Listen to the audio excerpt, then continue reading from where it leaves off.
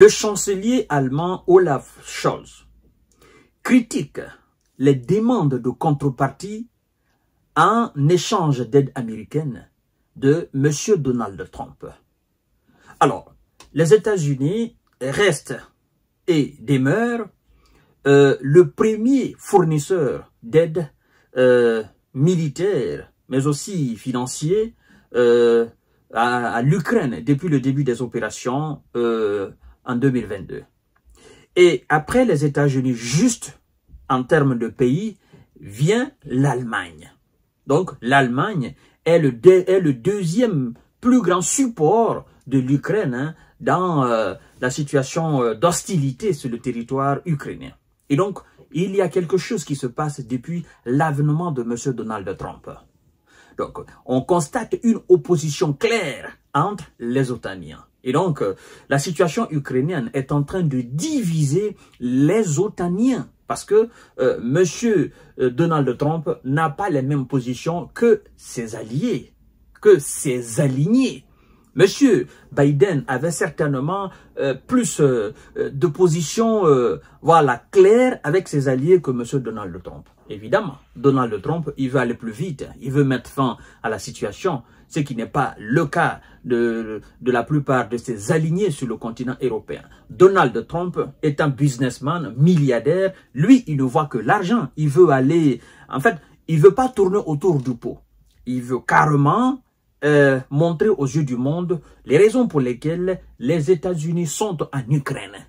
C'est pourquoi d'ailleurs, il y a juste quelques jours, M. Donald Trump posait la condition pour la continuation d'aide américaine, d'aide militaire, mais aussi financière américaine apportée à l'Ukraine. Il a dit en ces termes, nous voulons une garantie sur les terres rares de l'Ukraine pour la continuation d'aide américaine apportée à l'Ukraine.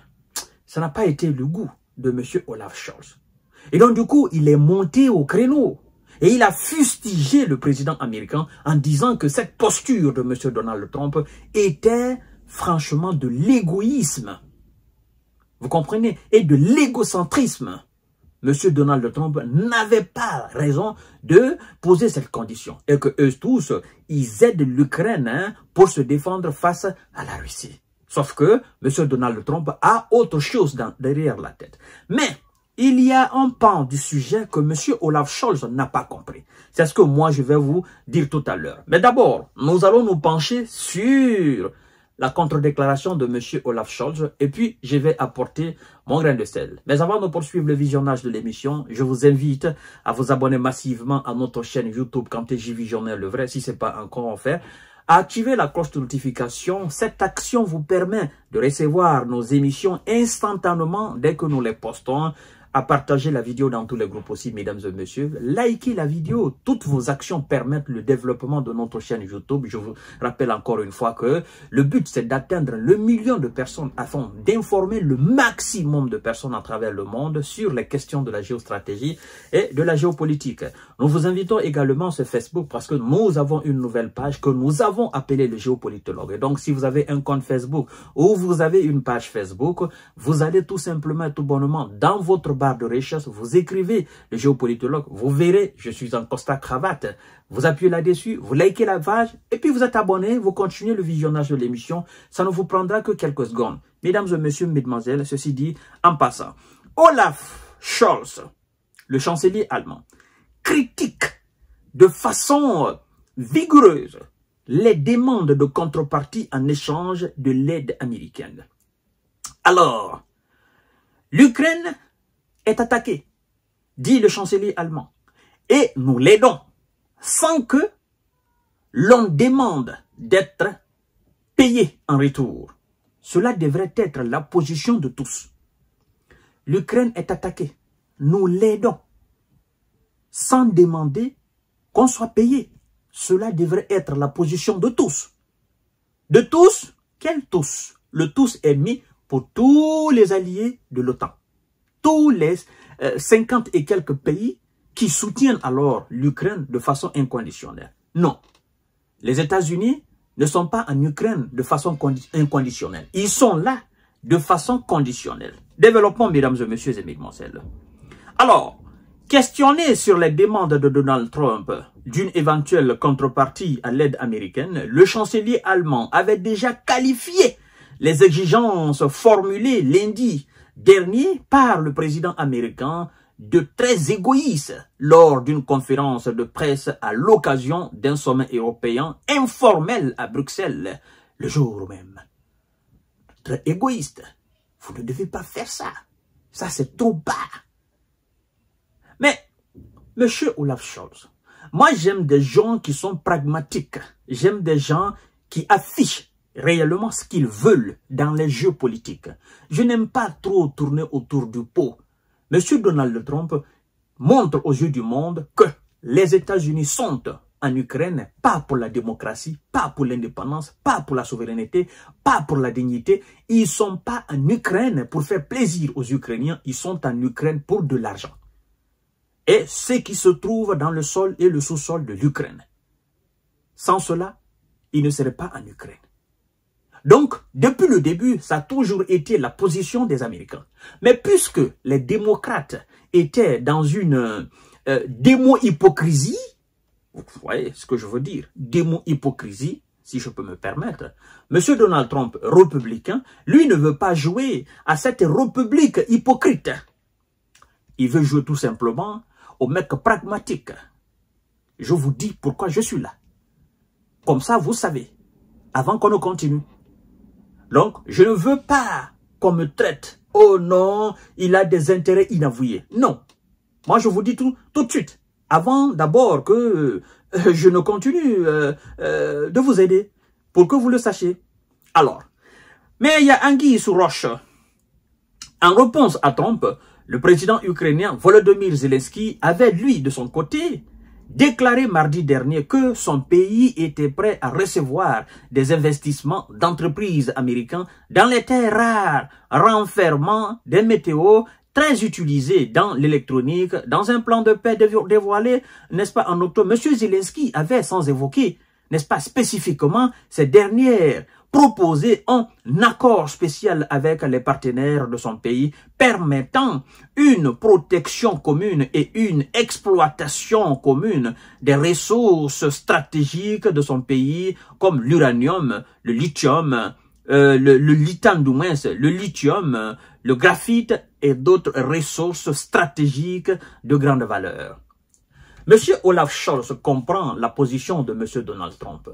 Lorsque vous avez une arme sur la tête de quelqu'un, tout ce que vous lui direz, la personne va le faire, n'est-ce pas? Alors, monsieur Zelensky comprend aujourd'hui qu'il n'a pas de choix. Il est obligé d'accepter tout ce que les Américains disent parce que sa subsistance dépend, sa survie dépend des États-Unis d'Amérique. Donc, les Ukrainiens et l'Ukraine sont assujettis aux aides américaines. Et donc, il n'a pas le choix. Il n'a pas autre choix que d'avaler, que de gommer tout ce que les États-Unis disent. Vous comprenez? Alors, mais je disais tout à l'heure qu'il y a un pan du sujet que M. Olaf Scholz n'a pas compris. Donc, c'est une complicité entre M. Volodymyr Zelensky et M. Donald Trump. La complicité, c'est quoi? L'anguille qui se cache sur la roche, c'est quoi? C'est que l'Ukraine, sachant qu'elle ne peut pas récupérer ces territoires perdus, ces territoires qui renferment alors ces ressources du sol et du sous-sol rares que les États-Unis ont besoin, l'Ukraine fait un cadeau empoisonné aux États-Unis d'Amérique. Pour dire, si vous parvenez à récupérer ces terres des mains des Russes, nous vous les accordons, vous les exploitez et vous nous donnez notre pourcentage. Parce que de toutes les façons, si vous ne le faites pas, nous ne voyons pas autre pays qui peut récupérer cela des mains des Russes. Et donc, vous êtes les bienvenus sur ces terres occupées par la Russie.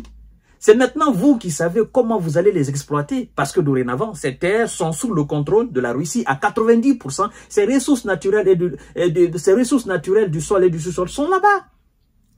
Hein? Sont là-bas. Vous voyez, le lithane, le lithium, le graphite, le coltan, pétrole, gaz, tout ce que vous connaissez, à 70% sont contrôlés aujourd'hui par la Russie. Et donc, les entreprises américaines, nos partenaires américains, vous êtes les bienvenus. Monsieur Donald Trump, vous êtes les bienvenus. Donc, c'est un cadeau empoisonné. Et monsieur Olaf Scholz n'a pas compris ce pan du sujet-là. Monsieur Zelensky, c'est un jeu. Il a trouvé très belle opportunité pour récupérer ces terres. Si les États-Unis arrivent à les récupérer, donc ça reste toujours des terres ukrainiennes. Mais, grâce alors à l'effort qui sera fourni par les Américains, tant bien sur le domaine, sur le plan militaire, diplomatique ou politique, ou sur le plan économique, lui, il aura l'opportunité de récupérer ses terres. Donc, c'est ce que M. Olaf Scholz n'a pas compris. Et c'est ce que M. Zelensky a dit. Il dit, ben écoutez, vous êtes les bienvenus. C'est pourquoi il n'a même pas tardé. Dès que M. Donald Trump a parlé seulement, il dit, vous êtes les bienvenus. Parce que pour lui, si ce n'est pas les Américains, il n'a pas autre moyen de les récupérer. Donc, si les Américains peuvent les récupérer, qu'ils les récupèrent. Et puis, lui, même s'il a 10% ou 5% dans l'exploitation de ces ressources-là, ça lui suffit largement. Parce que pour lui, il n'y avait aucune chance de récupérer ces terres rares. Donc, M. Olaf Scholz n'a pas compris. Et puisque les Russes ne sont pas bêtes, ils ont compris ce cadeau empoisonné de M. Zelensky aux Américains. Ils ont compris aussi la marmaille des Américains. Vous comprenez? En parlant de terres rares, sachant très bien que ces terres rares sont contrôlées à 70% par les Russes, ben, le jeu va se passer là. C'est pourquoi Trump, il sait, il connaît le caractère de Vladimir Poutine. Il sait de toutes les façons que Poutine ne va pas lui faire cadeau. Il sait de toutes les façons qu'il n'y a pas de négociation autour de toutes les terres qui sont aujourd'hui conquises par la Russie et qui continuent d'être effectivement conquises par la Russie. Donc, s'il y a négociation, ce serait au niveau de la limite des troupes russes sur le territoire ukrainien. Et non pas au sujet de ce qui est déjà conquise en termes de terre par la Russie en Ukraine. Voilà, mesdames et messieurs, là où se situe le problème. Voilà, chacun sait pourquoi il sort le matin pour aller grouiller. Donc, les Américains savent pourquoi ils sont en Ukraine, les Européens savent pourquoi ils sont en Ukraine. Donc, à mon avis, ils ne sont pas dans une harmonie, ils ne sont pas dans une union. L'OTAN, ce n'est pas une union, ce n'est pas une harmonie. L'OTAN, c'est un ensemble de groupes, d'individus, où chacun cherche effectivement son intérêt. Voilà donc, mesdames et messieurs, la situation qui se présente aujourd'hui en Ukraine. L'Ukraine est devenue un terrain d'intérêt. Chacun sait pourquoi il est là.